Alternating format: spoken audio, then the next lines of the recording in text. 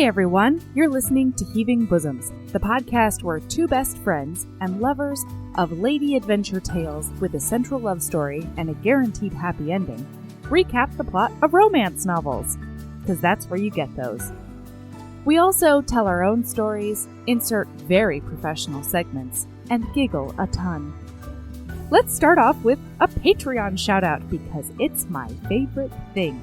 Darlene C., you are a bowtruckle, a super smart best friend stick insect that is peaceable and shy until someone tries to cut down your tree. If anyone, especially a tree surgeon, threatens the bowtruckle and its friends, it will jump out of the tree and gouge out the attacker's eyes. Badass, right? But if the person offers the bowtruckle snacks, it usually buys them enough time to get away. What can we say? You like what you like, and we support that. This week, we announced a design contest that I am super stoked about. Anyone within the sound of my voice can create a limited edition piece of art for our 2020 meetup at KissCon. Send your images to heavingbosomspodcast@gmail.com by February 7th, and we'll announce the winners on Galentine's Day, February 13th. The winning logos are going to be added to our Redbubble store so that all KissCon attendees can order shirts and totes and whatever the hell else they want to rock at the conference in April. That way, we'll have one more way to identify other HBs in Chicago. And all proceeds from this limited edition merch is going to charity, so make sure you send us your entries. And now, we've got part 1 of Red, White, and Royal Blue by Casey McQuinston. And for all you patrons out there, a bonus episode about Rooster's new jobs is coming out tomorrow. Don't worry, you'll get it after you listen to Banter. Here we go!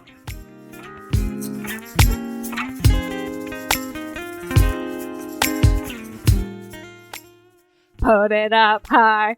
Put it up high. I haven't washed my hair in 4 days. Okay, I'll put it up high. Jeez. That's right.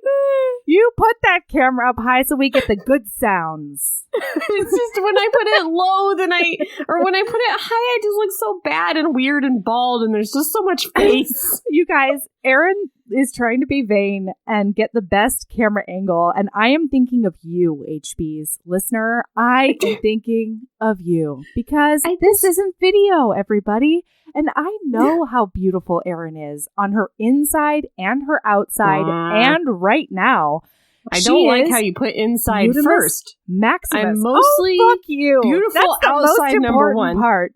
Number one, beautiful outside. That's what I am. Fucking gorgeous. Especially right, at this angle, Erin. You're so pretty. Hey, guess what I did for myself today? What? What?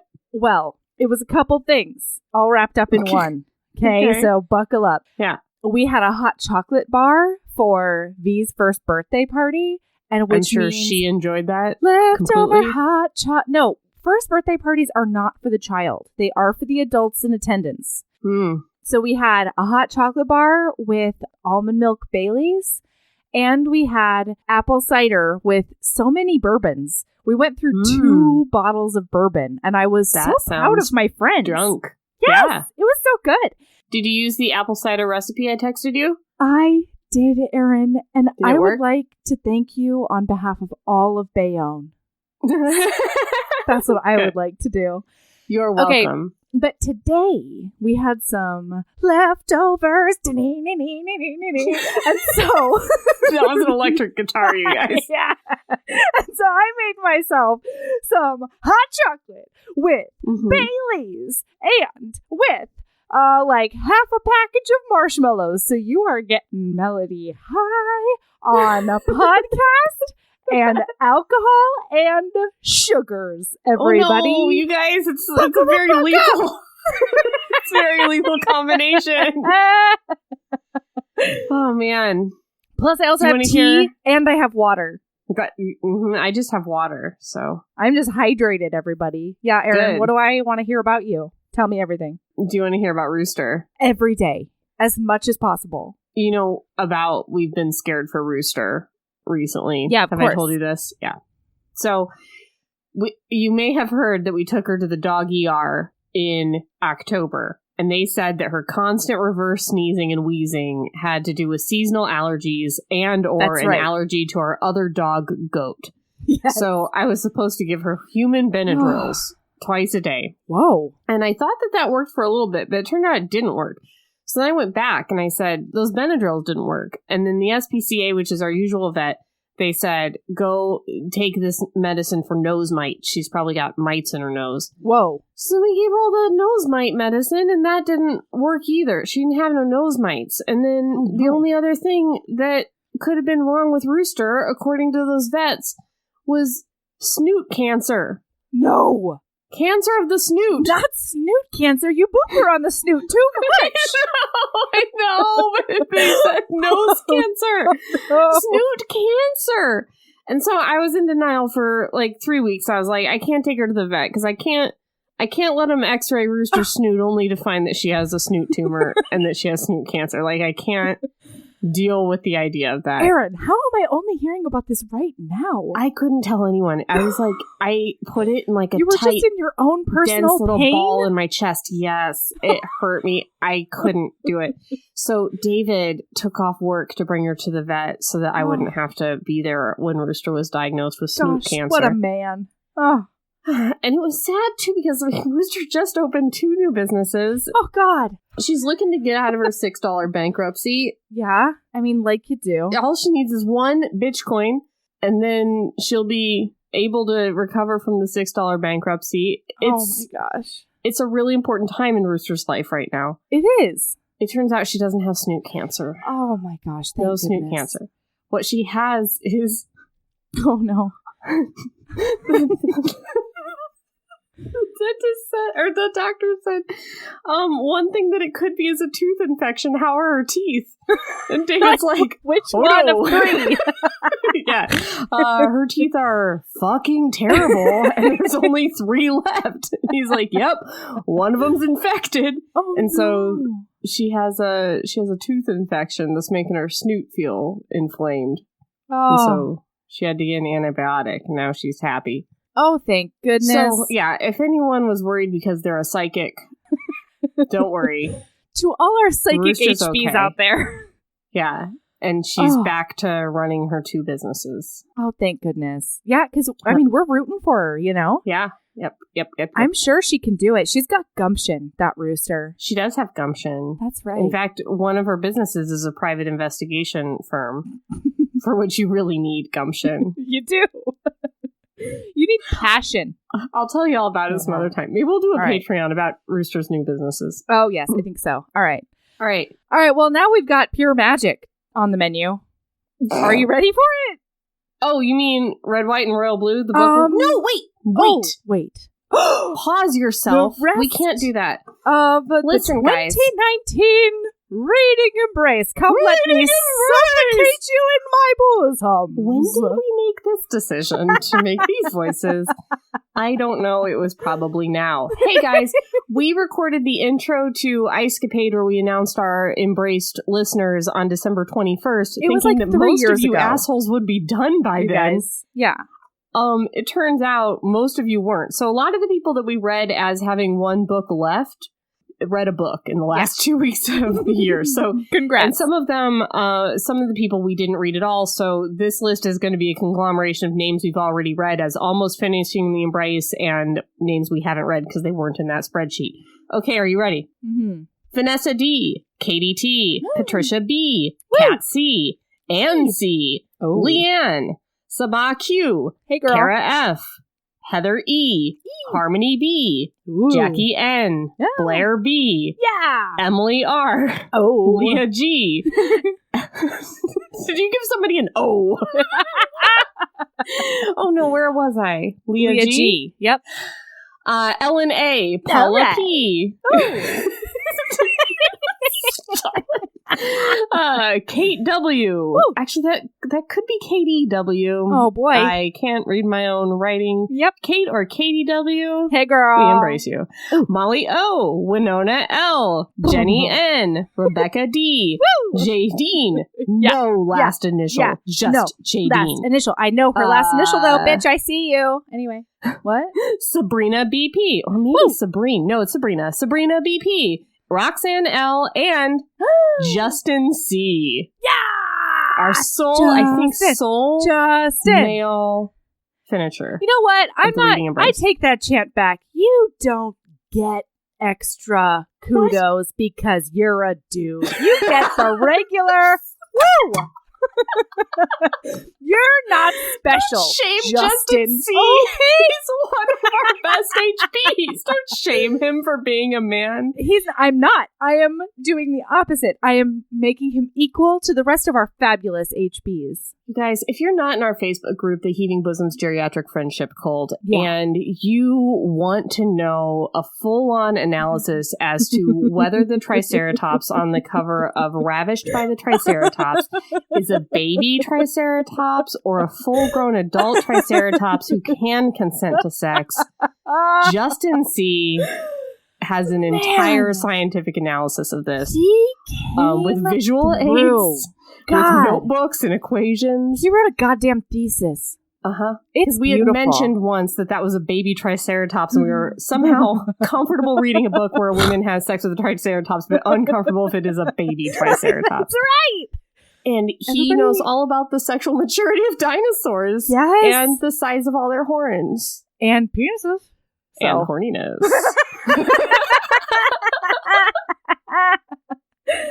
It's so let's read this good. normal book.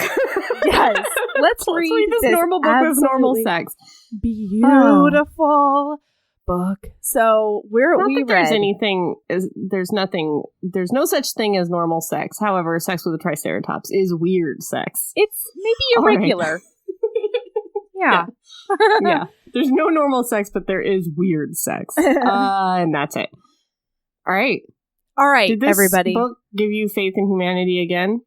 On so many levels, Erin. On like every level. In fact, this has become a comfort read for me. I've come back to this book. I think I've read it. I've read and or listened to it between 4 and 5 times since first reading it. Because I got a free copy at RWA, like paperback, and I barely ever read paperback books because I just like can't carry them around. Like I'm so dumb about it. Anyway, I actually ended up like reading it in paperback because I couldn't put it down. And Ember, I really should read more paperbacks because every time I have one in my hand, Ember's like, "Hey mom, are you going to read to me? Can you read to me?" And so I read a lot of this, like all the parts I could read to Ember. Okay, I read it to Ember. It was really sweet. Yeah. That was very sweet. I agree. Okay, but yeah, it gave me faith in humanity on so many levels. We've got Alex and Henry, y'all. Alex and Henry. Yeah. This whole thing is from Alex's perspective, and it's third person limited. Present. No. Yes. It's present? Yes. No, it's not. Are you serious? You guys, this book is jarring when you first start it because it is third person limited present tense. A tense which I have never seen a book written in, let alone a romance novel, where people get real persnickety about their tenses. I am obviously not one of those people, but holy shit. It took me a good 20 pages before I eased into this tense. And I think I was talking about this with 2 of my romance friends, Karen and Erin. And we were talking about how the tense really helps you feel what's going on with them. And that there's a lot of tell, don't show in this book, but it works even though she's telling you a lot instead of showing you because of the tense and because you're there with him while he's telling you what's happening. Yeah, you're processing it as he processes it. Right. And it all feels so tight. And it feels so, I don't know, it feels like you're like teetering on the edge of an emotional cliff all the time, but in the best way. Like a lot of times that's a really joyous feeling, but it's still very like, here we are. Yeah. Yeah. Man, you're right. And I think one of the reasons, because I didn't think about this before, but it did take me a few pages to ease in as well. But it's also because the first few pages, you have no idea who's talking, and it's all about the history of a room in the White House. And so as I was going through that, I was like, I don't understand why we are talking about a building. And I don't know. But yeah, once you fully grasp what's going on, and it only takes 2.5 pages, but still. Yeah, do not let that dissuade you. If you started this book last week and you're like, nah, not for me after 5 pages, if you're one of those people, please give it a chance. Yeah, it's so good. I can't imagine anyone not liking this book. Yeah. So, Alex is our main character, and he is our only point of view throughout the entire novel. Yes. Third person, limited present. Holy shit, how did she pull that off? Anyway, Alex is the first son of the United States. And it's in this crazy, wonderful, heartbreaking, bizarro world. Yeah, what a great, heartbreaking fantasy. Yeah. Where the president, after Obama, we elected a Mexican-American woman. No. Never mind. Sorry. A woman, a female president. I forget. So Alex's father is a Mexican-American congressman, and his mother is white.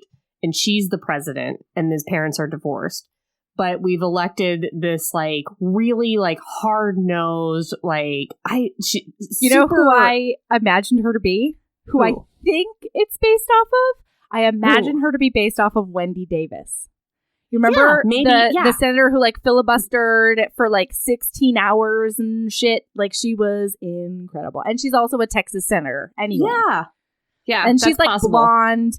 But she used to be married to another senator. He's now a senator. He is Mexican American. And so both of her children, both of her children are mixed. I didn't know about her marriage and family. That makes a lot of sense then. What? Why? Why would I know that? You didn't know in the book? No, in the real life. I didn't know. No. I don't know about Wendy Davis. No. I'm talking about the book now. I'm so sorry. You were saying Wendy Davis used to be married to a senator who's Mexican American. I was like, oh, well, then it's definitely 100% based on her. If that's the case, I didn't know that. No. I was like, Erin, did you read the book? Question mark. No, I usually don't. I usually just pick up from context clues from Melody. No, I've only done that twice. Okay. All right. So yeah, in this wonderful alternative universe, and then Madam President, has 2 beautiful children who are in their 20s, and they're cool. They are political. Yeah. Minded June party. June is the older sister. Young. Yeah. They're part of the White House trio, which is those 2, and then the VP's granddaughter Nora. June is she wants to be a journalist, and she currently works for, I think, the Washington Post. But she's frustrated because they won't let her write about anything substantial. But she's very fashion forward, and she's very trend setting, and she's very very cool. She has a tabloid obsession, but both of them have sort of developed a tabloid obsession because they're always in the tabloids now. Yeah. It's always the White House 3 have a wild night, and I'm clearly good at this, but that kind of thing. Yeah. So Alex is 21. He's a senior at Georgetown. He wants to immediately start his political career. He wants to be the youngest senator in U.S. history. And he's in it to fucking win it all the time. And he's pretty insufferable in all the best ways. I love it.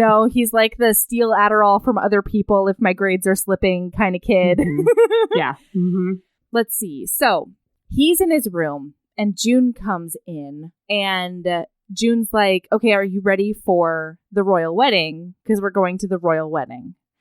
And he's like, oh, this is so dumb. I don't want to go to the royal wedding. Stupid royals. What a reaction. You're going to the royal wedding. It's very cute. Even if you happen to dislike one of the royals, what are the odds that you even bump into that royal? You're going to the royal wedding. Get psyched. Jesus Christ. No, Erin, imperialism. Okay? Man, you're right. I'm sorry. Yeah, you're right. I'm sorry. Listen. I don't like imperialism. I don't like colonization. I don't support any of that. What I do support, though, are like hats or 45-foot veils. Yeah, I like a veil. I like a room. I like a hat. Yeah, a cathedral, if you will. I'm sorry, I'm weak. I liked it. Okay, but the main reason, it's not actually imperialism, although he likes to say that out loud. The main reason he thinks this is stupid is because he has a one-sided rivalry with the second Prince of England, Henry. The second son. That's right. Similar to a Prince Harry. This is the Harry, guys. Oh boy, is he ever. He's so cute. Mm-hmm. So anyway, he basically thinks that they're in this rivalry, but Alex has to actually like work to get approval because, you know, he's a Hoppa kid, because feels like he actually brings pizzazz and personality and like brains and all this stuff to every conversation. And he thinks that Henry is incredibly boring and stuffy and thinks he's better than everyone. And Henry's family is born into this thing. Alex's mom isn't going to be the president forever. He's not always going to have this title and live in this mansion. I mean, he will be privileged in that way forever, but not anything to the level of Henry. And they've got to scrap to like stay politically relevant in a way that the royals don't.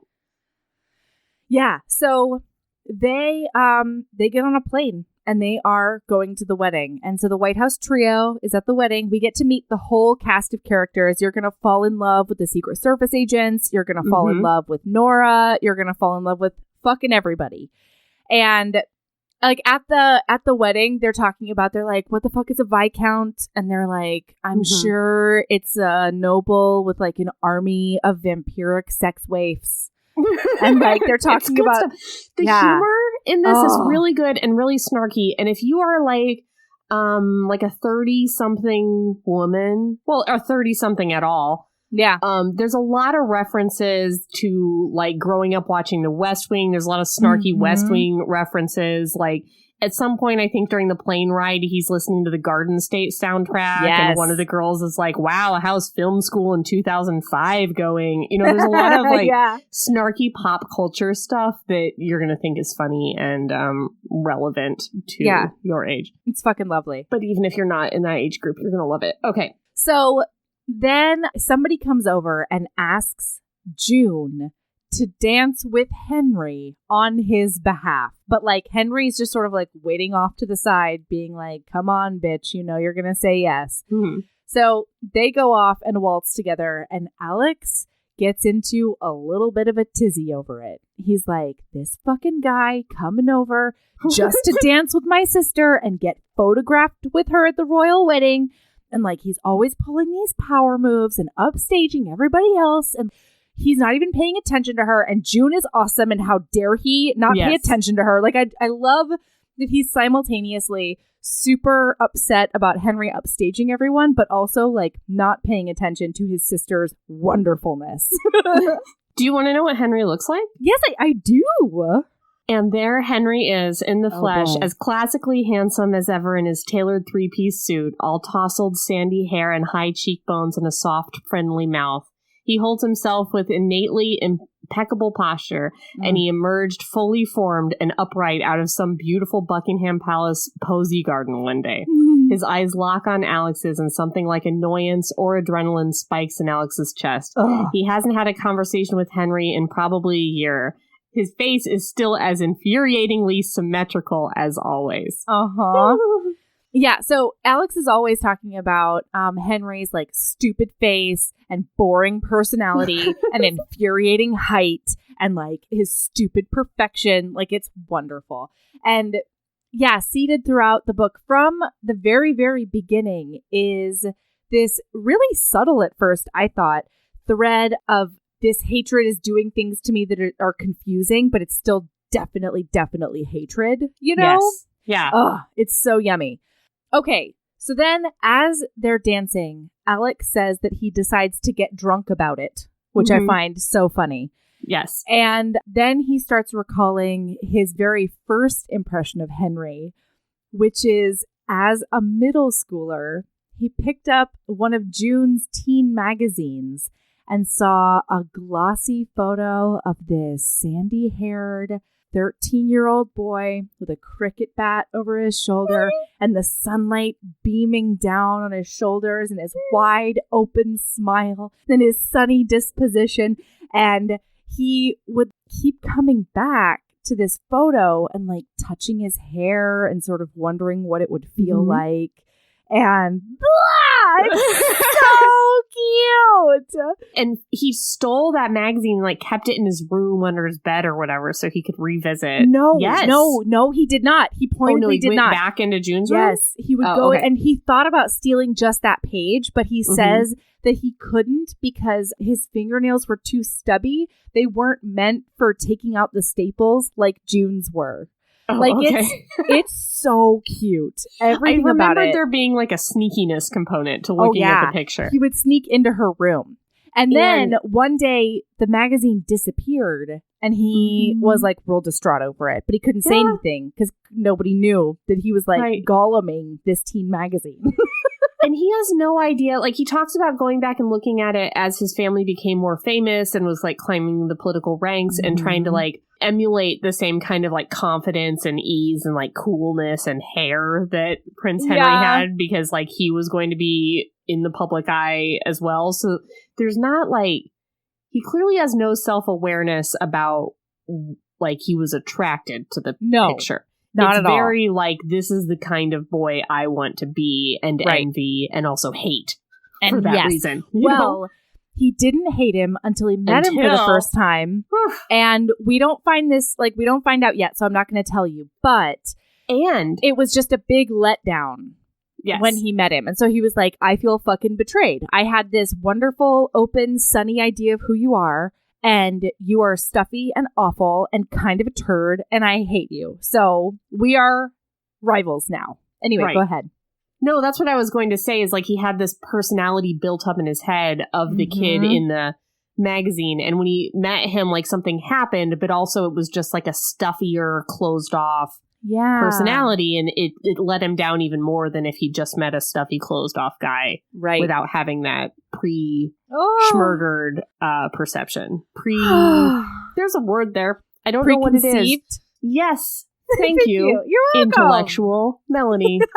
Intellectual. I was going to say I will intellectually look it up later and figure out what that word is, and I will write it down and I will learn it. But thank you.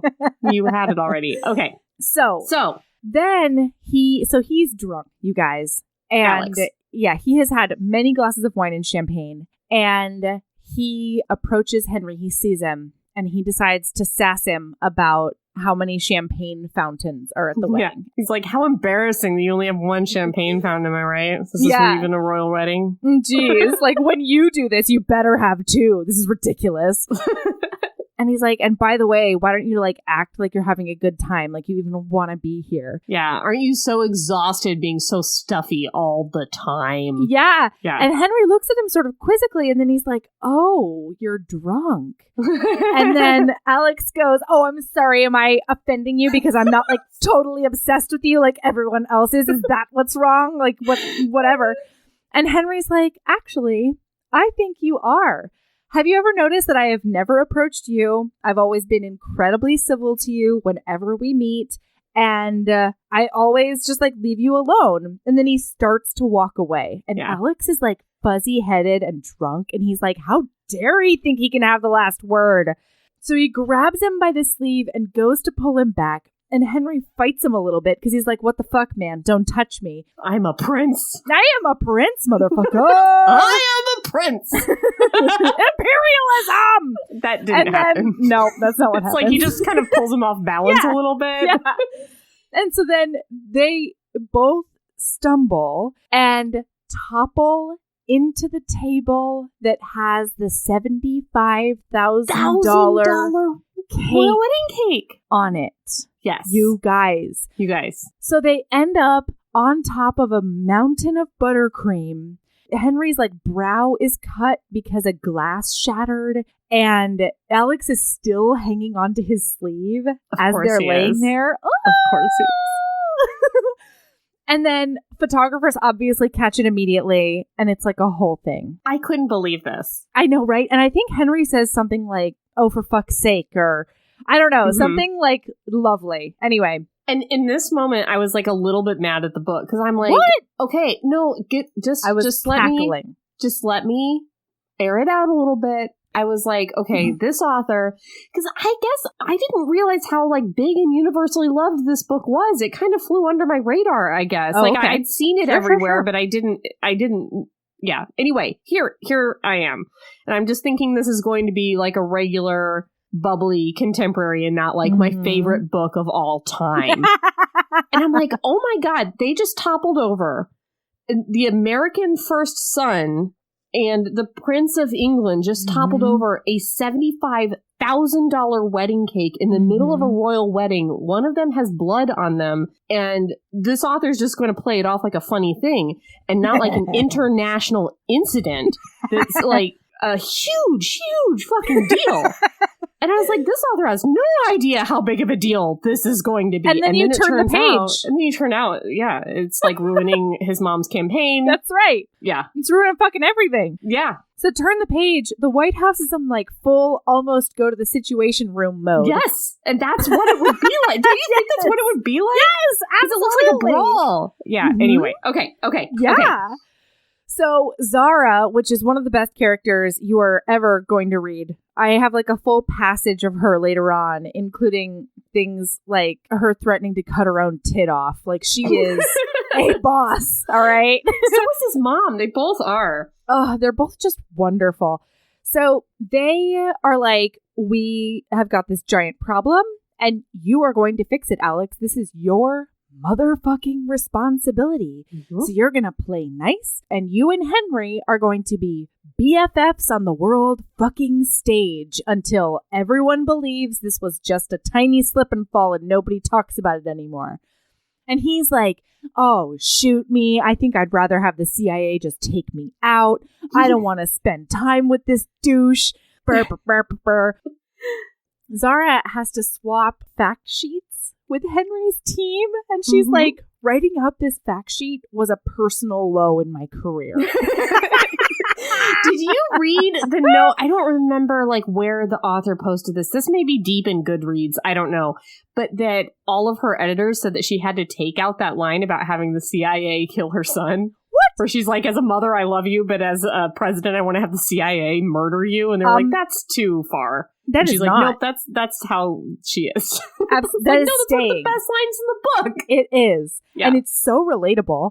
So, I mean, I'm not a president or anything, but goddamn, sometimes you just want other people to clean up messes. Okay? Yeah.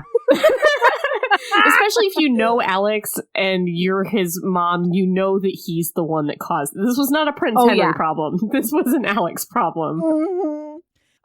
This precocious man. So he has this study session with the girls in the White House trio, Nora and June. And he's like trying to read this fact sheet. And he's like, this is stupid. His favorite book is like, what is it? Is it like Great Expectations? Yeah, it's Great Expectations. And he's like, this guy has the personality of a cabbage. Like, I specifically remember he had cabbage personality. He bemoans the fact that his dog's name is Bowie.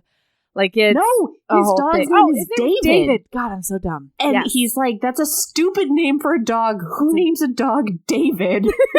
Like, the person that has no imagination, they just like pick the whitest white bread name. David is my dog's name. Hilarious. Oh, so good. So then he goes to the UK and he meets Henry's handler and man about everything, Sean. Yes. And he loves Sean. And he's like, I don't know if it's his super efficiency or like the way he walks really fast everywhere, but like Sean is the man. And it's very cute. So then the very first thing is a post-polo photo op. He has to be at a stable somewhere. Oh, yes. To meet up with Henry. And it's so funny. It's nice. But it's nice. It's nice. Oh, boy. I don't know when we started saying it's nice, but it's my new favorite thing to say. All right, so he's at this stable and he's thinking to himself, It's not like Henry's going to look much better after polo practice. He'll probably be sweaty and disgusting. As if on cue, Henry comes galloping around the bend on the back of a pristine white horse. He is definitely not sweaty or disgusting. No. He is instead bathed dramatically in a sweeping and resplendent sunset, wearing a crisp black jacket and riding pants tucked into tall leather boots, looking every inch an actual fairy tale prince. He unhooks his helmet and takes it off with one gloved hand, and his hair underneath is just attractively tousled enough to look as if it's supposed to be that way. I'm going to throw up on you, Alex says as soon as Henry's close enough to hear. Hello, Alex. You look sober. Only for you, your royal highness. Oh, they're so cute. They're so cute. And they make fun of each other's countries. Like, Alex is always calling him inbred, and then Henry says that he'd rather be waterboarded than take these photos with him, and he's like, your country could probably arrange that. And then Alex says, go fuck yourself. And then Henry says, hardly enough time. It's so good. They're so cute. Good. So then they go back to Kensington Palace where Henry lives. And they basically go to their separate quarters. And Alex is in the kitchen talking to June because she's like, give me, or maybe Nora. I don't remember. It's Nora. She's like, give me all the deets about Kensington Palace. Burp, burp, burp. And he hears somebody coming in to his kitchen. Mm-hmm. And so he gets off the phone really quickly. And he's in his pajamas and he's wearing his glasses. He's taken out his contacts. And Henry comes in and he's like, oh, I'm really sorry. I ran out of ice cream and I knew that they would have stocked you up. And he sort of stands there awkwardly. Mm-hmm. And Alex is like, oh my God, he's waiting for me to give him permission. Yeah. And I kind of want to tell him no. You can't have my ice cream. I'm eating all of it. But this scene too, I was like, I don't believe that the Prince of England by happenstance in the palace just goes by happenstance into the kitchen for the schmurfer because that's the only place where there's ice creams. And then I was like, oh, no, because he loves him. He's there because he loves him. Because I'm a dummy who doesn't read romance novels, I guess. So they have this kind of awkward, kitchen moment, and then he just kind of, gets that ice cream. No, he tries to get more time with him, and he's like, hey, do you think we should practice tomorrow? Because they have to go talk on a talk show in the morning. Mm-hmm. And Alex is like, oh, you need practice, huh? I don't need practice. I do this for a living, all right? So probably not.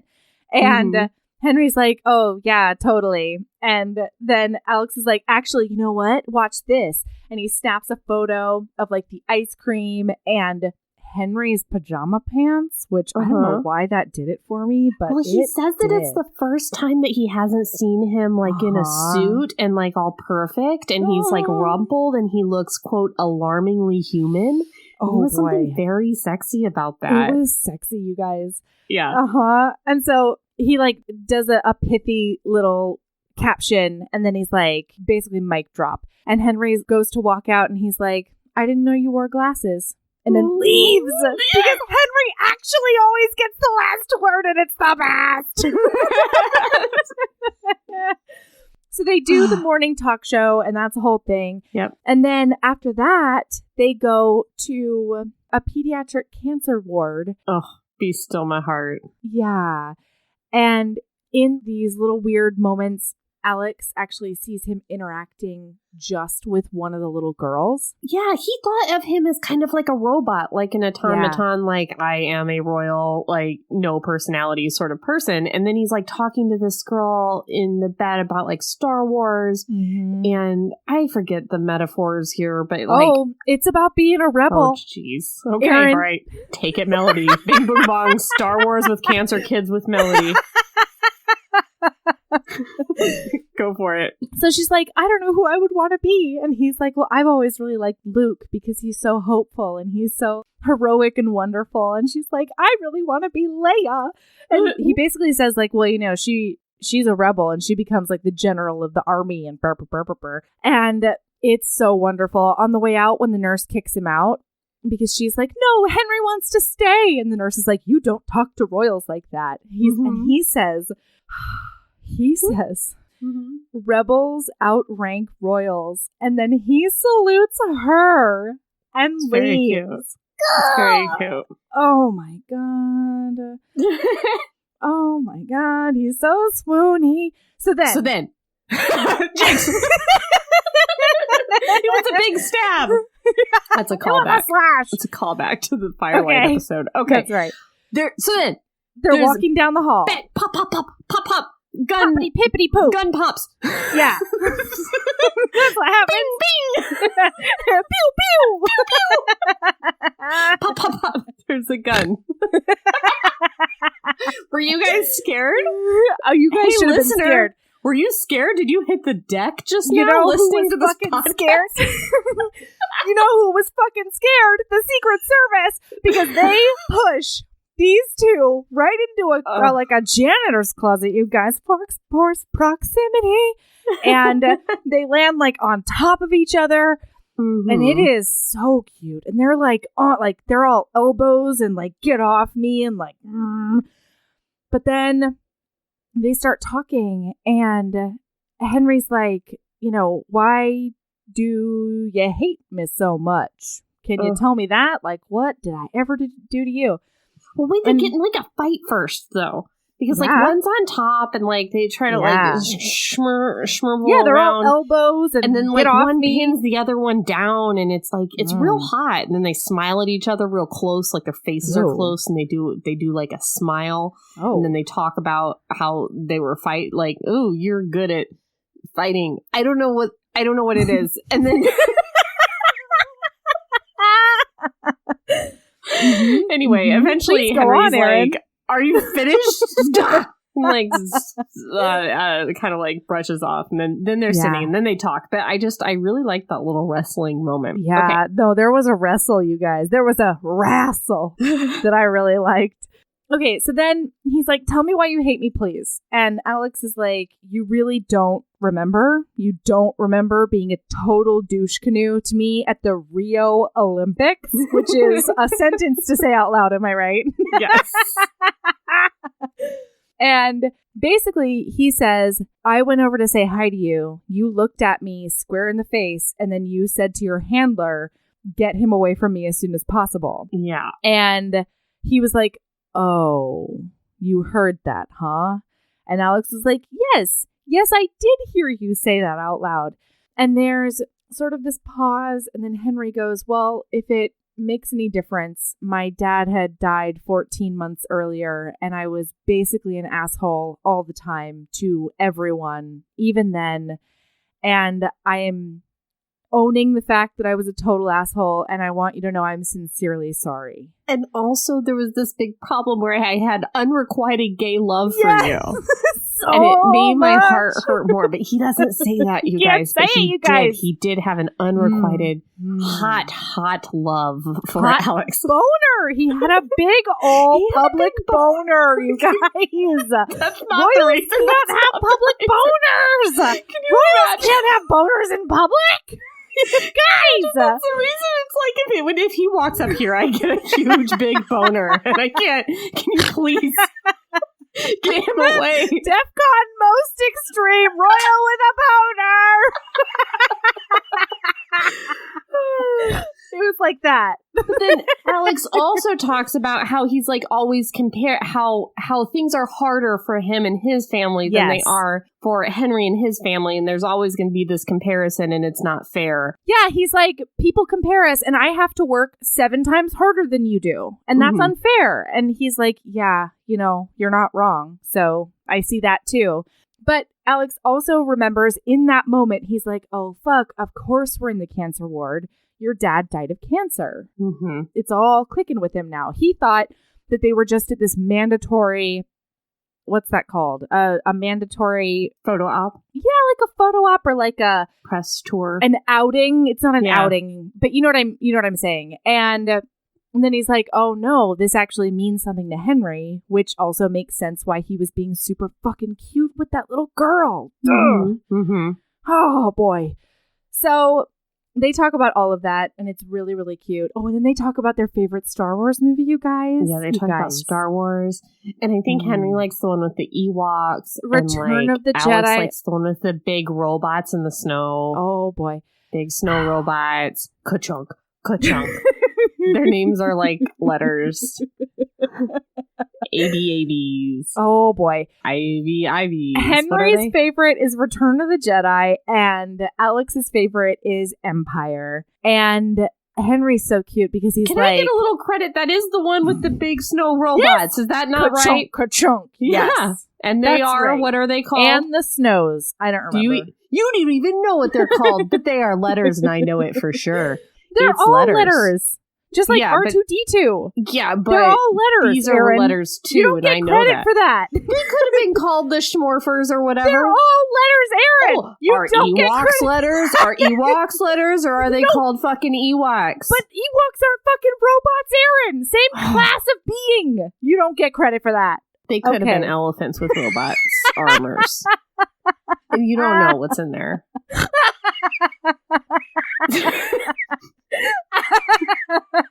Okay. And it had the thing that chews you forever.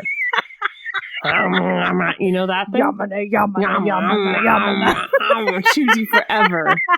It's not logistically sound, but it chews you forever. But it's going to chew you forever. That's what I'm saying. Yep. Okay. So this is very cute because at the end of the weekend, Alex looks at Henry and he just takes his phone out of his royal fucking hand. Oh, also at the beginning of the weekend, he signed an NDA. Okay, bye. Oh, but when Alex told Nora about the NDA, Nora was like, oh, I bet he has a love child, or he's gay. Maybe he has a gay love child, which I thought was really funny. It's very cute. Have a gay love child. That's not a thing. You can't have that. No. Okay, so at the end of the weekend, Alex grabs Henry's phone out of his hand and he's like, here's my number. Hot. Yeah, a hot. Power move, Alex. Power move. Ugh. That's like, what's the book where like the guy like took her beer or whatever and drank it, took her coffee? God, what was that? Took her coffee out of her hand and like took a sip, and it was in front of a bunch of people and then gave it back to her. Oh, that was 99% mine. That was 99% mine. He just took his phone right out of his hand and put his number in it and handed it back to him and probably did like a little hair flip. Oh, he so did. Hot. So hot. And he's like, if we're going to keep on doing this for months and months, we can't always go through handlers. Here's my number. Use it, but like no booty calls. And then he leaves. Yeah. But then like Henry's like, yeah. Public boner. A great joke. Royal boner. DEFCON most extreme. Royal boner. And like 5 handlers rush out trying to get rid of the royal boner. They all start humming God Save the Queen at him. They wrap a British flag around him and start humming God Save the Queen. This is so funny. Okay. I think this is way funnier than it is. And it's so funny how funny you think it is. You guys, I've had half a mug of Bailey's hot chocolate. I'm drunk. But I'm just saying, if anybody wanted to draw Henry wrapped in a British flag with antlers around, trying to get rid of his boner. I want a visible I would be boner tent in that British flag as well. Yeah, obviously. These are our demands. We will not continue this podcast unless we see that boner flag. That's right. We understand that it won't be one of you British HBs, and that's fine. We are fine with that, Redcoats. Fine with that. You keep your dignity, all right? You keep your dignity. We're going to continue to be American trash bags.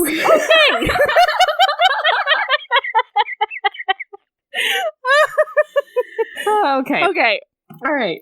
So the second chapter, it opened up with a bunch of headlines about like royal brawl, like Second Revolutionary War erupts, blah, blah, blah. And then chapter 3 opens up with like, from America with love, Henry and Alex flaunt their friendship, bromance, So now it's fixed. Now everybody knows they're best friends. My favorite line from that is he's reading comments on a bunch of the articles, and it says, oh my fucking God, one commenter writes, make out already.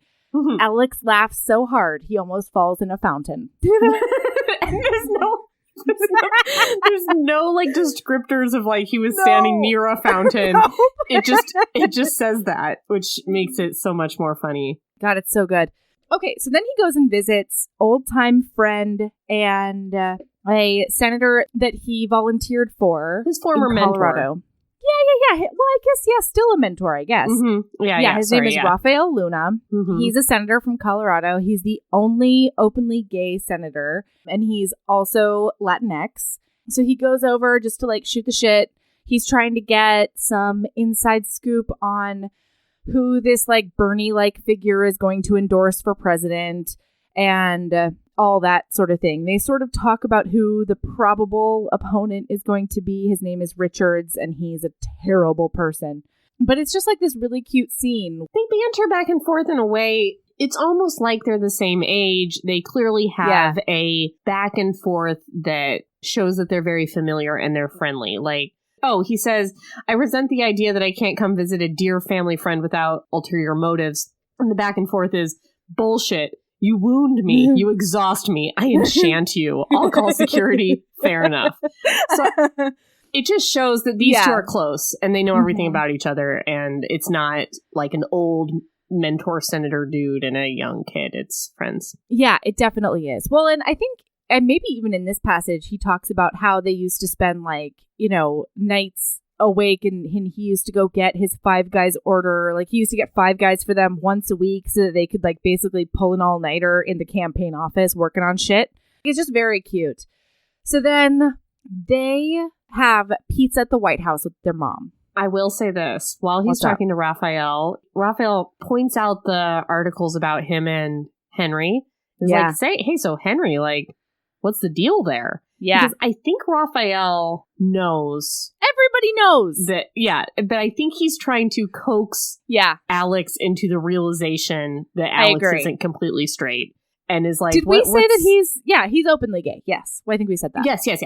And so he's like, so what's the deal there? And he's like, I don't know. It was a forced press tour. What do you want? And he's like, well, he's like super handsome. And Alex is like, yeah, well, if you're into fairy tale princes, I guess, he's handsome, Yeah. And so I kind of liked that push from one of his friends to be like, wink, wink. It seems like you may have a crush on this man. Right. Anyway, okay, so now they have pizza. Yeah, so they're having pizza with their mom, and she offers campaign jobs. They used to just do like stump speeches and stuff like that last term because they were all super, super young. But now she wants to offer them real jobs on the campaign. She wants Alex to be in the policy department, and then she wants June to be in the communications department, and the VP is going to offer a job in data analytics to Nora, because Nora's like a human computer. She's just like crazy smart. She's really good at economics and stats and that kind of thing. Yeah. June is not into it. And Alex is like, I want to start now. And his mom's like, no, you can't start till after graduation. Right. So then randomly one day he's in a lecture and he gets a text with a picture of Chief Chirpa from Return of the Jedi. He's like the chief of the Ewoks. It's a picture of him, and it says... This is an Ewok, this person? Yes! That's why it's funny! Well, I didn't know. He says, this bloke sort of looks like you. And then... I'm not a Star Wars person, okay? That's funny! It's fine, but I didn't know that. It just says Chief Chirpa from Return of the Jedi. That could be a robot, that could be a person, that could be a elephant. They were just talking about how Alex thinks that Ewoks are stupid. They're not the only ones from Return of the Jedi. He said the whole movie was stupid. No, he specifically talks about Ewoks because then... He does, I know, but... Jeez. Just move on.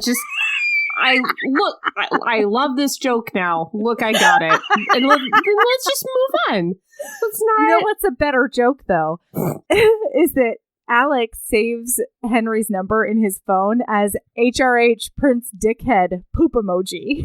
Which, and this is an actual instance when I was real dumb, it took me into about 80% into this book to realize HRH is His Royal Highness. Oh, come on. What did you think it was? I didn't know. So my brain just scanned over it. Like, there's that thing again. I don't know what it is, but I gotta keep chugging along. Yep. Anyways. Yeah. One of the funniest things I think I've ever heard is the poor Audible person continually having to say, HRH Prince Dickhead, poop emoji. This is a great Audible book, by the way. It is. Or audio book. Yeah. It's particularly good. Yeah. So he says this is Henry, by the way. And then also there's a news article of Henry in like a swimsuit on the beach. Yeah, in Australia. And so Alex sends him the picture of himself from the tabloid on the beach and says, you have a lot of moles. Is that the result of inbreeding? And then it says, funny. Henry's retort came 2 days later by way of a screenshot of a Daily Mail tweet that reads, is Alice Claremont Diaz going to be a father? The attached message says, but we were ever so careful, dear.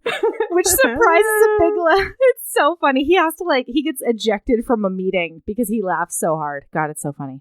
And so he starts thinking to himself, I don't know what the fuck's going on, but I think that Henry might be funny. This is weird. I don't know how to feel about this. Oh, I love this passage. He says, Alex wouldn't say he likes Henry, but he does enjoy the quick rhythm of arguments they fall into. He knows he talks too much, hopeless at moderating his feelings, which he usually hides under 10 layers of charm. But he ultimately doesn't care what Henry thinks of him, so he doesn't bother. Instead, he's as weird and manic as he wants to be, and Henry jabs back in sharp flashes of startling wit. Oh, God. He's just himself, you guys. He feels so comfy that he's just himself. There's another moment in which Henry sends a picture of his dog wearing a Slytherin scarf. And Alex responds, I don't know who you're kidding, you Hufflepuff-ass bitch. And then Henry clarifies that his dog, not him, is a Slytherin. It's so lovely. So then Alex is texting and June sees this weird look in his face and she's like, that's not your email from Zara face. What's going on? And Alex is like, not anything.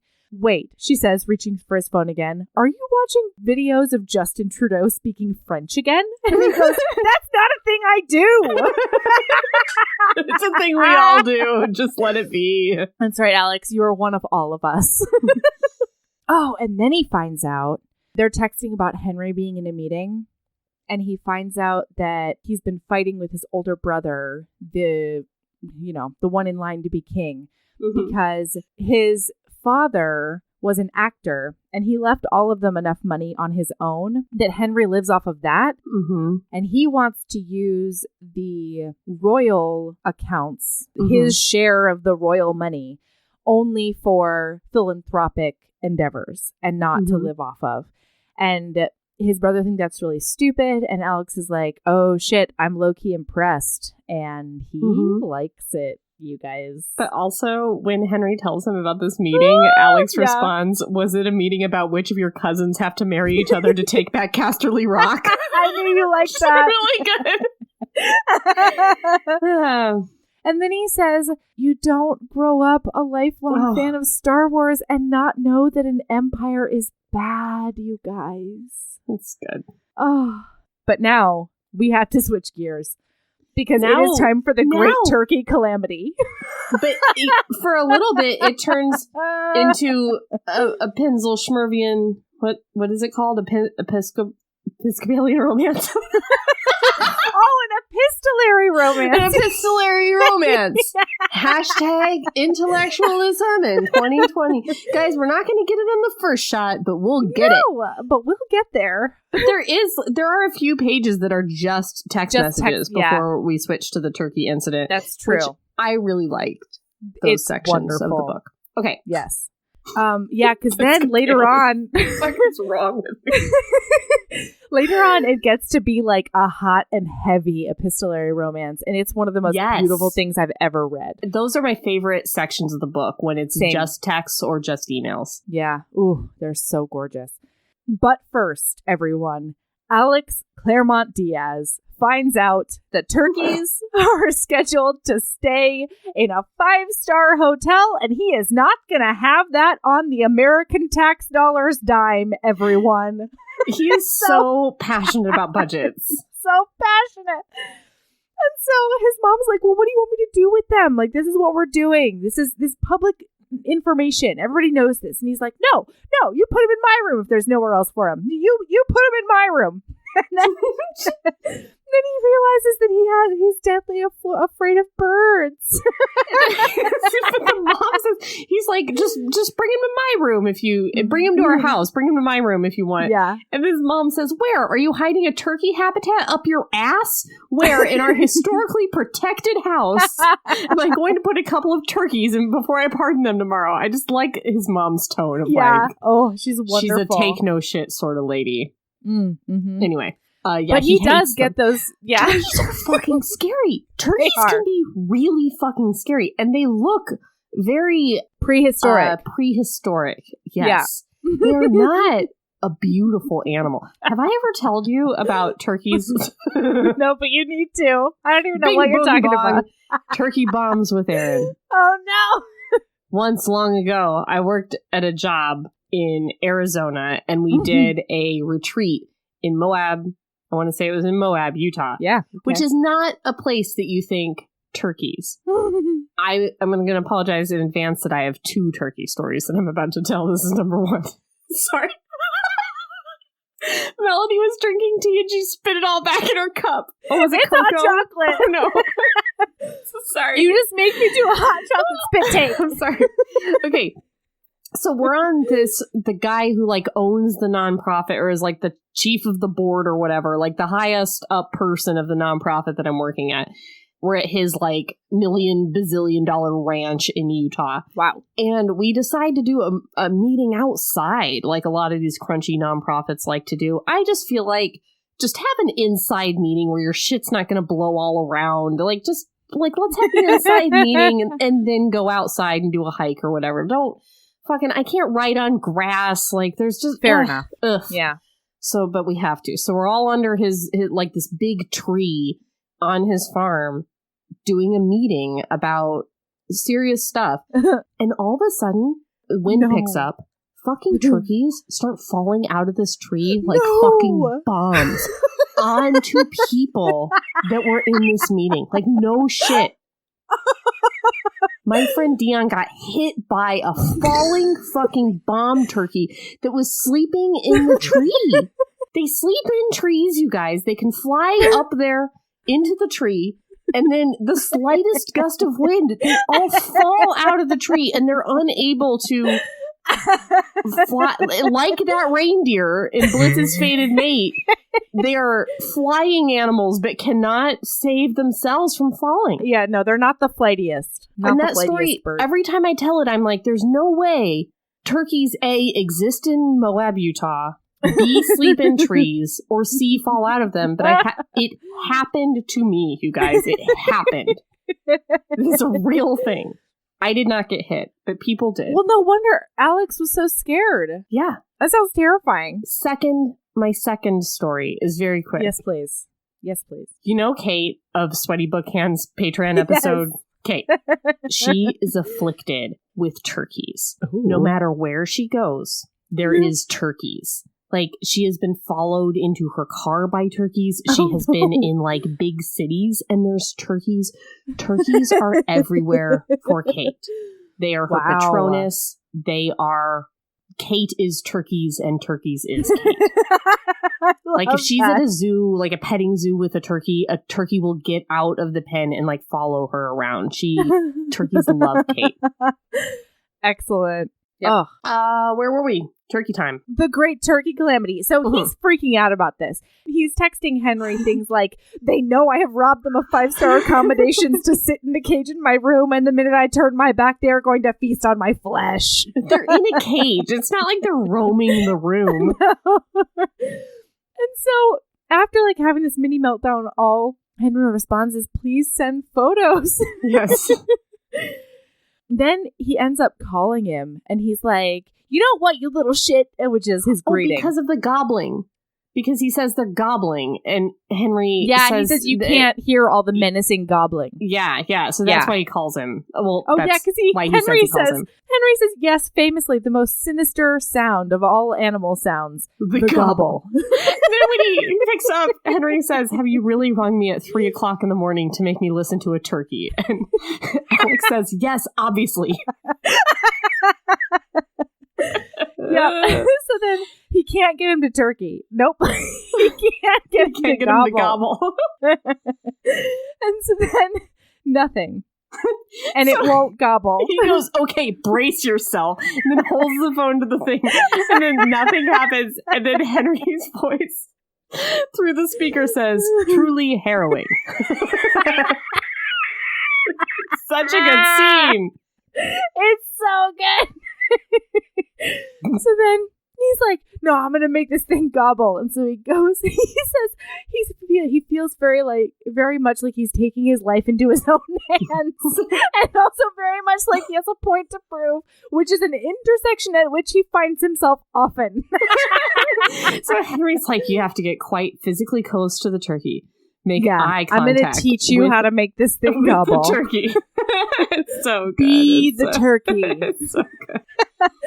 And then Alex is like following all his instructions. And then he's like, trust the turkey. Befriend the turkey. Buy a summer home in Mallorca with the turkey. And Alex is like, oh, I fucking hate you. And then it does gobble. And it freaks him out. Alex like jumps 10 feet in the air and lets out a very unmanly scream, it says. He's like, God damn it, did you hear that? Oh, it's so funny. So it turns out that Henry was up at 3 a.m.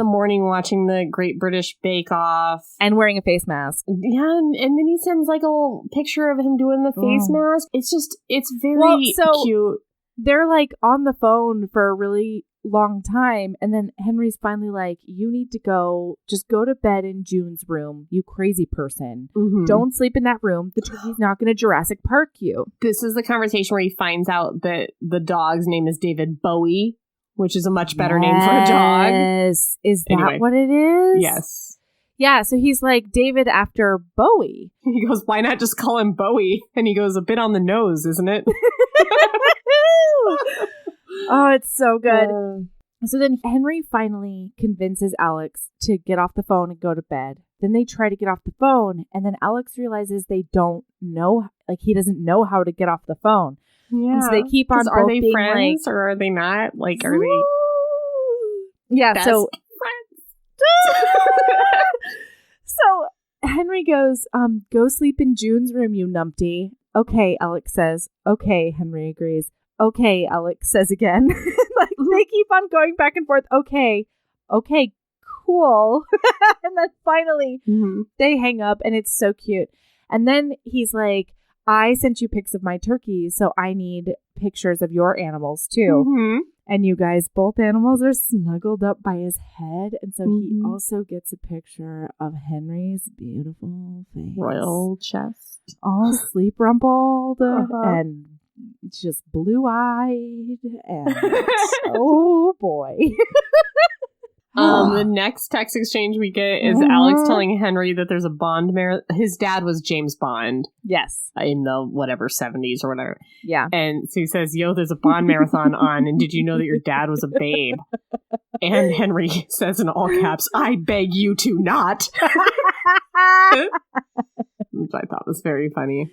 Earlier in their text exchanges, he tells him to please tell Sean that he misses him and that sweet, sweet ass. And Henry's like, I absolutely will not. Oh, it's so good.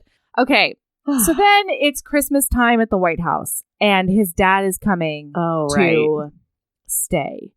And it's like, it's adorable because they have this terrace scene where his dad invites him out to smoke cigars together. And he's like, what do you think of all the people would think about two like brown dudes with their feet up on the Truman Terrace smoking cigars? And he's like, I love thinking about what those people think.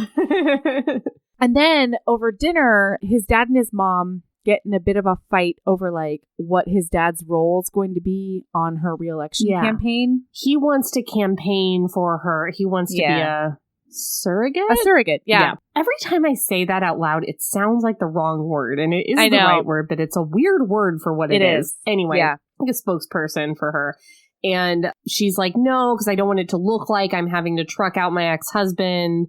in order to, it's a whole political thing, and they get in a big fight. Yeah, she's like, people don't like women. They like mothers and they like wives, and it's stupid for me to remind them that I am divorced. That's true, yes. And he's like, so they get in this big giant fight, and Alex finally can't take it anymore. And so he's like, are you fucking kidding me right now? And like leaves the room. And so then he goes to his room and he doesn't know what to do, because every other time this has happened, he's been able to call his best friend Liam, but he hasn't spoken to Liam in like a year. And so just like on a whim, he calls Henry. Ugh. And he's very worried about this. And he's like, listen, I'm so sorry. I know it's like Christmas Eve and in the middle of the night, and like you probably have things that you should be doing, but I'm just having this moment. And Henry's like, no, it's fine. Everybody's gone to bed. What do you need? Let's talk. Everybody except for his sister, Bea or Bay. I don't know. B. Oh, God. Beatrice. Yeah, but I just tried to put it through like a Britain filter, and every time I try to do that, it never works. But he like excuses himself from her to go talk to Alex, which I thought was significant. It's so sweet. And then he counsels Alex through this. He tells him all about his childhood and the divorce and all the painfulness of that. It's a whole thing. It's beautiful. It really is. And then the moment that June comes to the door, he's like, oh, God, gotta go. Can't. Sorry, everyone. Thank you so much, Henry. Bye.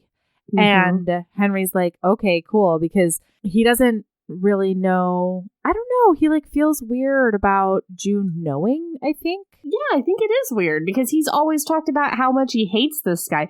I think in any situation, if you were like, oh, God, I hate this bitch. I super hate her. And then you like became friends with her. Yeah. Especially if like you were united in your hatred of that person with your sister. And then all of a sudden it was like, we're best friends now. And I call him on Christmas Eve when I have a family issue. Yeah. It's going to be hard to explain. Yeah. So anyway, so she comes in and she's like, okay, so what did Nora say when you told her about it? I'm sure you were talking to Nora. And he's like, actually, this is going to sound really weird, but I was sort of talking to Henry. And June is so cute because she's like, oh my God, Alex, you made a friend! I'm so proud of you! And then he's like, he's not a friend, he's somebody who I antagonize, and that's it. And she's like, no, it's a friend. Yes. Oh, it's so good. Okay, so then you guys, guess what time it is? New Year's. What happens right after Christmas? Eve. It's New Year's Eve, bitches! Oh my God. And the White House trio always puts on what they call the Millennial Correspondence Dinner, the legendary Balls Out Bananas White House Trio New Year's Eve party. That's the one, Erin. You're so sexy when you get that text out. Technically, the title is the Young America New Year's Eve Gala. So for the next couple of days, they're like, hold up, getting ready for this party. And then he's looking at the guest list and he's like, hold on a minute. Who invited Henry? And June is like, you should have invited him yourself. So like, shame on you.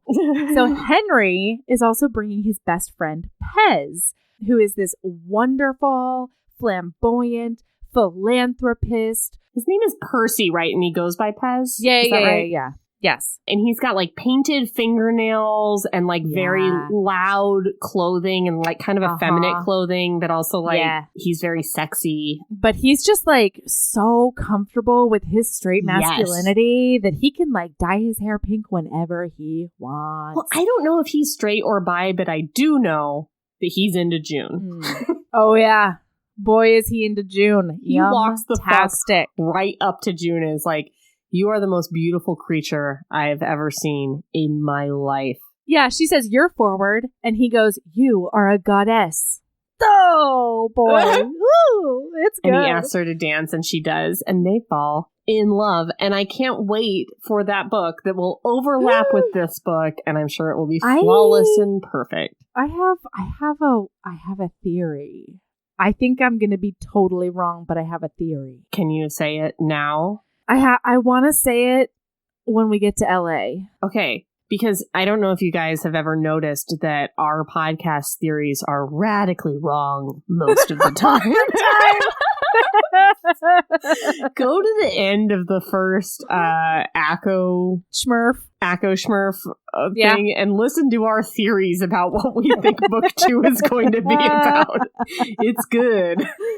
And then go to Night in Shining Christmas Time and listen to my theories about what movie 2 is going to be about. My theory is going to come fucking true. That might. But what about my theory of dinosaur Your sex? theory is wrong and bad. It's funny, but it was wrong and bad. Okay, anyway. All right. So Percy Akonjo goes off with June. Mm-hmm. Okay, so then, but I have to read something, because do you want to hear what goes through Alex's mind when Henry walks in? It's going to be long. Yeah, I would love to hear it. Okay. It says, it's the first time Alex has seen Henry in person since the weekend in London and the hundreds of texts and weird in-jokes and late-night phone calls that came after. And it almost feels like meeting a new person. He knows more about Henry, understands him better, and he can appreciate the rarity of a genuine smile on the same famously beautiful face. It's a weird cognitive dissonance, Henry present and past. That must be why something feels so restless and hot somewhere beneath his sternum. And so then he talks about his suit and how his smile broadens when he sees Alex. And then it says, his voice is somehow different than Alex remembers, like very expensive velvet, something moneyed and lush and fluid all at once. I gave you that voice description just for you. I love a voice. You like it. I love a voice. I know you like it. And then Alex gets like drunk, and I think Henry gets drunk too, but I think Alex gets drunk. Everyone's it's drunk, so but cute. We only know what's in Alex's head, and it's I New know Year's Eve. Alex is very drunk. Yeah. And they're like, he's like trying to get Henry to dance. Yes, they're doing a dance to, I believe, Get Low. Oh boy. And Henry is not getting terribly low. He's not. And so Alex is like, make your hips go low. Like, that is the point. And he like grabs him by the waist and like tries to move his hips. And Henry kind of freaks out. He stiffens a bit. Yeah. Royal boner. No. And then like drinks some champagne and goes away. And I wait. No. What? You're mad at me. I am mad at you. Okay. Well, partially because I have to read another passage. I'm so sorry. Okay. It's a better passage, but here we go. But that's not why he goes away. That's why I'm mad at you. Okay, here it is. Hey. All right. Henry starts drinking directly from a bottle of Moët. Hot. Alex, I know, right? Alex likes the look on Henry's face, the sure curl of his hand around the neck of the bottle. Oh, yeah. Mm-hmm. The way his lips wrap around the mouth of it. Oh, boy. Henry's willingness to dance is directly proportionate to his proximity to Alex's hands. And the amount of giddy warmth bubbling under Alex's skin is directly proportionate to the cut of Henry's mouth when he watches him with Nora. It's an equation he's not nearly sober enough to parse. Mm-hmm. Oh, boy, you guys. This thing sizzles. Two sentences later. Yeah. It's midnight or whatever, and Alex goes right to Nora and just gives her a big ol' make-out. Makes out with her face, and it tastes terrible. And Alex it's a friend Nora make-out. Did used to date, yes? Yeah. For and like a minute. Nora's now gay? Is she bi? Nora's always been bi. Okay. Yeah. I knew she was into ladies, but when they were dating when they were younger, I think. Yeah, and every once in a while they'll start a rumor that they're back together just for fun, but it's not a thing. Right. So he sees Henry this, and his mouth gets Henry. all tense. And then Henry takes another big giant swig of champagne right from that bottle and fucks off. Like a mad swig. Oh, it's a mad swig. Can I say, that's not, this isn't quite what happens here, but I think I might really like when somebody is making out with one person and making eye contact with another person. Because the other book where that happened, I was like, ooh, I don't remember what it was. What was it? I think there was a fairy king involved. But what I'm saying is, this was very close to that, and I was about it. I enjoyed it. Anyway. Same. Henry walks off in a huff. He goes directly outside and he stands and he looks out onto the scenery. That's right. Of the He's darkness. Brooding under a linden tree, everyone. Broods far. That's right. And Alex is like looking around, being like, asking everybody where, oh my God. It says Alex isn't worried, but He liked seeing everything he did play out on Henry's face. So he needs to go find him. God. The writing in this, you guys, is so fucking gorgeous. So good. So he like stumbles and trips and falls, and as he's like catching himself on a window, he sees Henry outside. That's the level of drunk we're at, you guys. Mm-hmm. So he makes his way outside and he's like, "Are you bored with the commoners in there? So what's going on? You stuck up royal bitch." And Henry's like, "No, I'm not." I like the idea that these guys talk like you when you're drunk. Everything's a question. Everything's incredulous. Every sentence gets louder as it goes.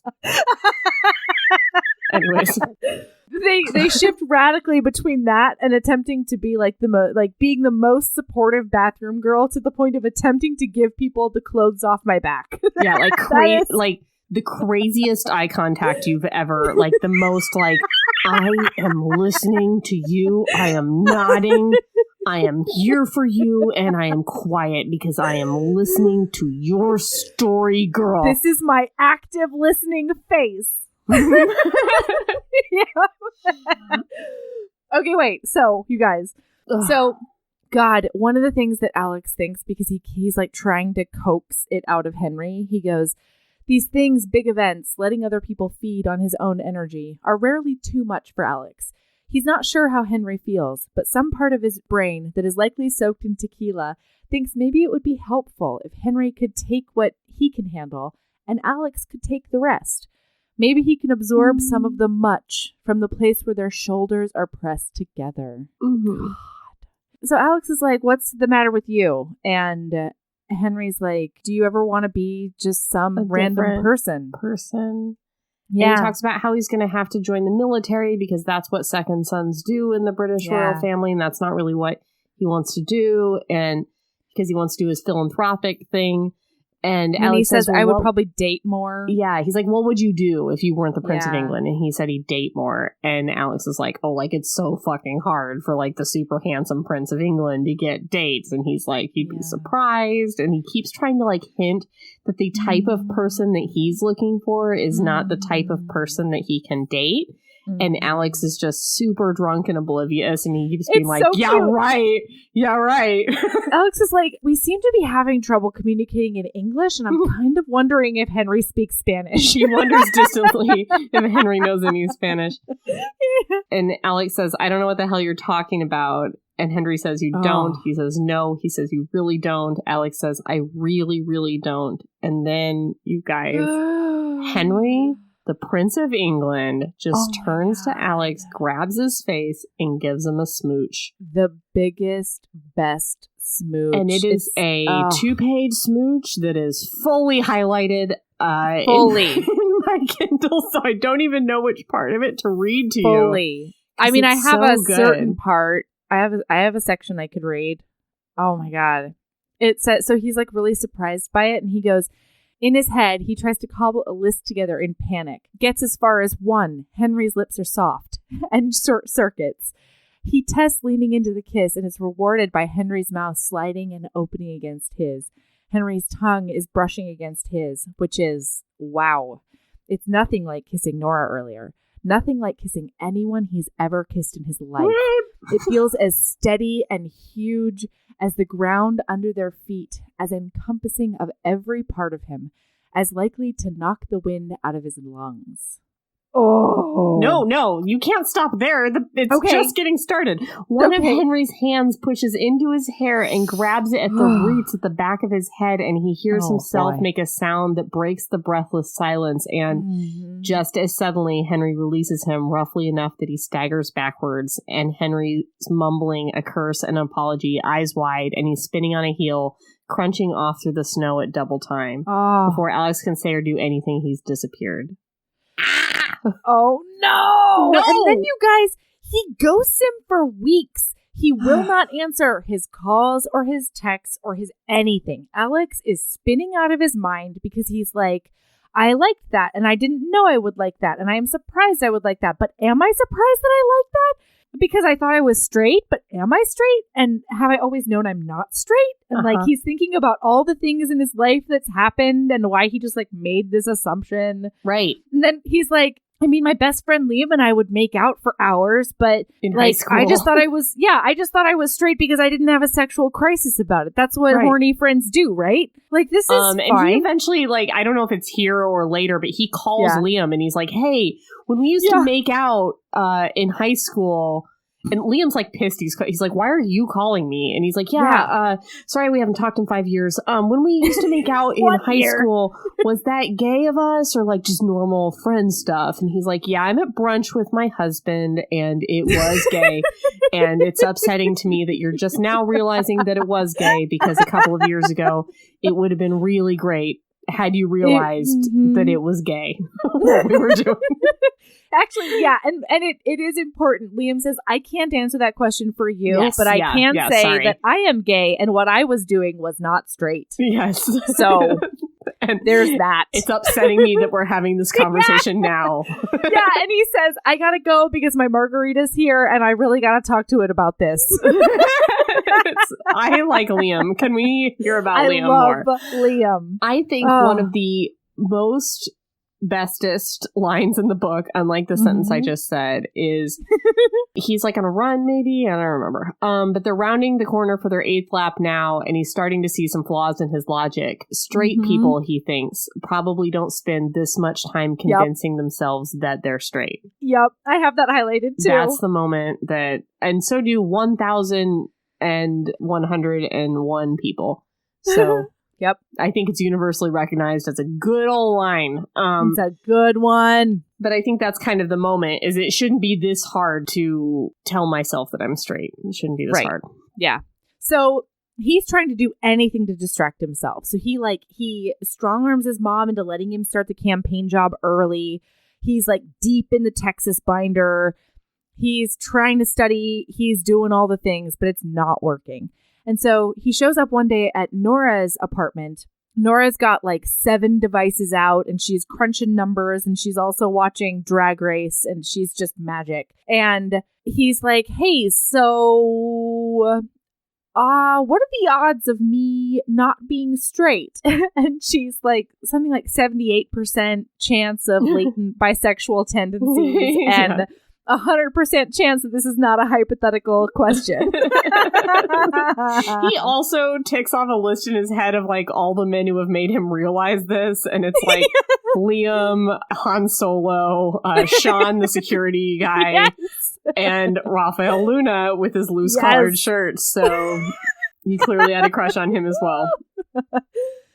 So they have this whole talk, and she wants to skip ahead because she's like, tell me all about the makeout. Did you love it? Is he a good kisser? I bet he's a great kisser. And she's like, of course Henry's gay. How did you not know Henry was gay? Everyone knows Henry's gay. She goes, dude, have you met him? Isn't he like supposed to be your best friend or whatever? He's gay. Like Fire Island on the 4th of July, gay. How did you not know? And Alex is like, I don't know. I didn't know. And she's like, I thought you were supposed to be a smart person. Like, so it's been completely obviously clear to everyone else who has met Henry in person that he is super duper gay. But not Alex. So anyway, they have this whole talk and he's like coming around to his own sexuality and his new definition for himself and all of this.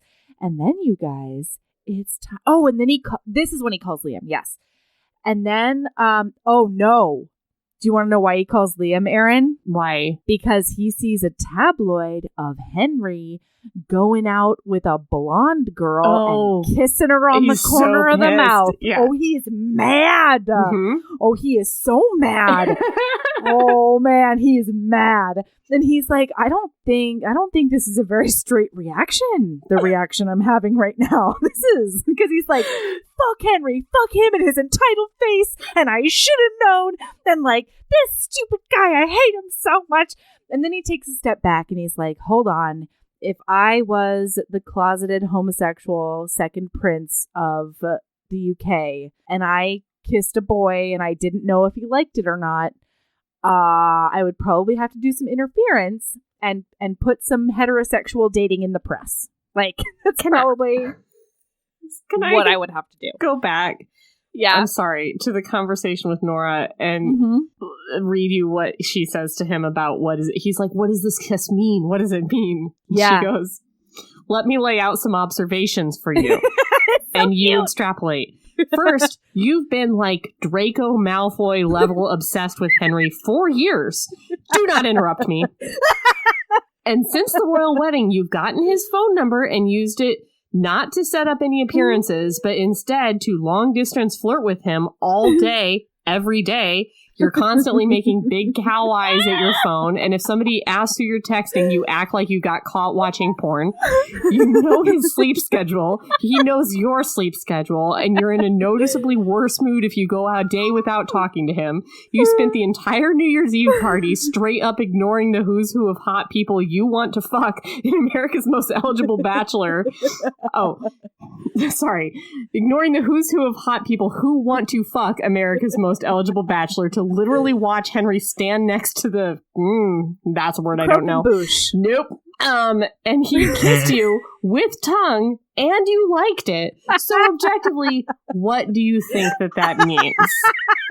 And then Alex says, I don't know. I don't know. It's so good. I wish I wouldn't have ruined the flow by not knowing what a croquembouche is. But I don't know what a croquembouche is. It sounds like a is. fancy. Here, let me touch it on my Kindle. And it's probably like white bread. It's probably like the biggest word for the smallest thing. Oh, melody. What is it? It is a decorative dessert consisting of cream puff pastry and crystallized fruit or other confectionery items arranged in a cone. Oh, it's that pastry cone. The cream puff cone. You know what it is. I don't. It looks like a tree, and it's cream puffs. You've been to a fancy party that's got this thing, and it's held together with caramel sauce. French literally for crunch in the mouth. No, it's like, I'll send you a picture. You've been to a fancy party that has this thingy. All right, I just call it the thingy with the puff balls in it. The tree. Puffball tree. The puffball tree. Puff. Yeah. God, Puff it's tree. so good. Okay. But you guys, guess what time it is? Because Henry cannot avoid him forever. And so it is time for the state dinner, everyone. Of course. Henry has to come to the state dinner. It's in their contract for making sure international relations are okay. But what, Erin? But is it time that we should stop? I thought so. Yeah, because I want to do the next scene justice. And I don't think we can do it justice if we Here's what I want. Here's what I want in the world. Yeah. I want everyone within the sound of my voice to read this book. And I want, even though we told them to last week, so listen, bitches. If you want to listen to us, please. We have spoken. Read this book. If you don't think you like male romance, you're wrong about that. You like wrong. This book. And what I don't want is for people who haven't read this book but might, I don't want anyone to hear us big dumb dummies talking about this beautiful scene at the state dinner having not read it. You're right. For me being like, yeah, he pushes him against a schmerfall. Don't talk about it. They do a schmargle. I don't want anyone to live this scene that way. I want them to read it. I want you to feel the tingles that it's going to happen over your whole body. Yes. As you read this fucking masterpiece. That's what I want for you. That's what I want for you. Yeah. So, like, if you have to do the audiobook, then do the audiobook. Do the audiobook. It's very good. It's so good. So, yeah, that's what we want for you. And we're excited for you, frankly. Yeah. Erin, what's your lady love? So I have a good one. Buckle up, Intellectualism 2020. I have a good one too. Do you have a sappy one? Is it a sappy boy? No. Okay. All right. So you may have read last year that book Burnout about breaking the stress cycle if you're a lady. And maybe you didn't read it. And maybe you're somebody who bought it and didn't have the time to read it because you have a podcast and you're stressed, too stressed. You're too stressed to read it. It's stressful. Maybe you have 3 jobs and stuff. Yeah. Those ladies or that lady or some of those ladies, somebody who has something to do with Burnout, which I do intend to read, has Emily Nakowski? Yeah, that sounds good. Has made it in podcast form pretty much. And it's called The Feminist Survival Project. And it's like a series of several episodes. And it's all about defeating stress. And I would say self-care, but she says it's not self-care. It's just care. It's mandatory. Yeah. And it's mandatory. And it's good. Yeah. It will help you chill out a little bit about your life. And it's very that coffee pot? Pot that says that the coffee pot meme? Your worth is not... We've talked about if you're new to the podcast, this is... I'm not just weird. We've talked about this. It's a coffee pot, and it says that your worth is not defined by your productivity. And it made both Melody and I mad because Melody strongly believed in it. And I was strongly like, what would you define your worth as? Your smiles? Like, Jesus. Yep. And she's very into that coffee pot meme sort of thing, that you have different worths. Ooh. And so, Erin confused, but Erin learning. I think that's what dubious, I texted you. But Erin listen. Yeah. That's what I said. Erin dubious, but Erin listen. Erin do a confuse, but still here. Yeah. I think I used that emoji where it's like rubbing its chin. Yeah. And P.S. It's Emily and Amelia Nagoski. There we go. So those are, because I have Burnout. I just haven't read it yet because I am the worst. But now it's free. So if that was a barrier for you, and it's in small chunks. Yeah. So if that was a barrier for you, there you go. Yeah. It's a podcast. We know that you listen to podcasts. Listen to that instead of this if it helps you. Yes. But also just download this and don't listen to it. We'll still get those numbers. Yes. All right. Okay. So there is still a shit show happening at RWA. Oof. Damon Suede has not stepped down. No. The independent audit has not really happened. And we're still looking for that to happen. Mm-hmm. And people are, still withdrawing from the Ritas left and right. And so if you want to support marginalized authors, especially those who have taken a stand and withdrawn from the Ritas, even with no refund, please, Romance Sparks Joy has shared a list where they have compiled all the authors most of the authors that they know have withdrawn from the Ritas. I will share the link in episode notes, and it will take you to all the books that were withdrawn. And you can buy them and support those authors and read them. And it is very, very exciting. I'm looking through some of the list right now. And some HPs in there. Yeah. Fo Ho Ho by Nathan Burgoyne is there. Heart and Hand by Rebel Carter. Not the Girl You Marry by Andy J. Christopher. Like lots and lots of people in there. And some of those books are like top 10 books for the year. I mean, these are really good books you should read regardless of this whole thing, but definitely with this whole thing in mind. Yes, absolutely. So yeah, definitely support those authors as much as you can, and let's all be there for each other. Yes, let's just all be there for each other. Guys, just be conscious of how you're talking to people, and like just be nice. Everybody be nice. Yeah, like just be a good human. Yeah, and don't do shit that's gonna hurt other people. Yeah, don't be shitty. That's what we mean by be nice right now. Yeah, be kind. Yeah, we're not like tone policing. No, we're just saying that like don't be a shitty. racist fucking mess. Okay, I don't think anyone listening to this is shitty. I don't know. I don't think so either. I don't think so. Yeah, but it's a good reminder for everybody because we all have bad moments, So just be careful out there because you don't want to hurt people, guys. Try not to hurt people. Yeah. Yeah. All right. Oh, by the way, yes. Since our Patreon episode, I have discovered that I am in the RWA. But now I'm going to stay there. I'm going to vote for stuff and I'm going to sign petitions. That's what you're going to do. I don't think I'm a voting member. And by the time I found out, the petition was done anyway. So even if I was, I couldn't have signed it. But I'm going to stay. I'm going to make noises. You ride out your membership at the very least. Yeah. Yeah, I don't know if there's anything I can do with it. But if there is something I can do with this membership, I'm going to do it. Yes. All right. Okay. All right. So keep being a badass. And love yourself. Wait, no, where can they find us? Oh, fuck. All right. You can find us on Instagram at Heaving Bosoms, on Twitter at Heaving_Bosoms, on Facebook, Heaving Bosoms Podcast. We also have a group, the Heaving Bosoms Geriatric Friendship Cult. And check out have a website. Our website that is updated for the first time in forever. You will no longer see our latest episode, which was, I think, Always Be My Maybe up until 2 weeks ago. Oof. And also that is where you can find the merch store if you need some merch to wear to KissCon that has HB stuff on it. You can find the HB Reading Embrace for 2020, and it is explained there. It is our not reading challenge for the year that we talked about at the beginning of the episode.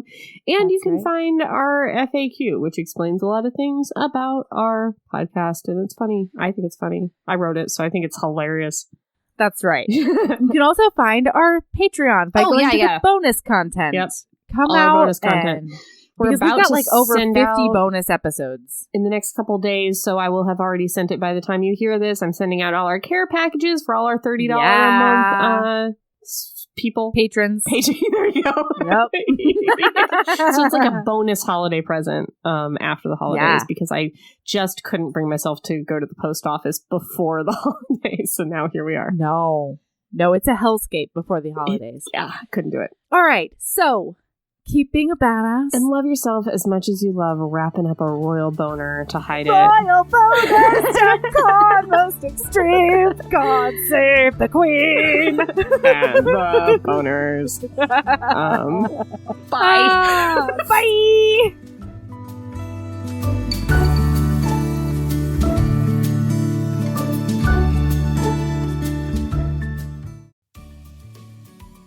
Hey, you. Yes, listener, you. Are you loving the show? If so, please leave a rating and review in your podcast app. The 90 seconds you take to say something nice not only helps new people find the show, but it makes me super smile over at HBHQ. Also, I've had a few people ask, and the answer is yes. We are still doing the 5-star bribe. If you leave us a review with 5 stars, then we'll do whatever book you want. We're real deep into the list, though, so it might be a while. Lilas! Okay, back to the show.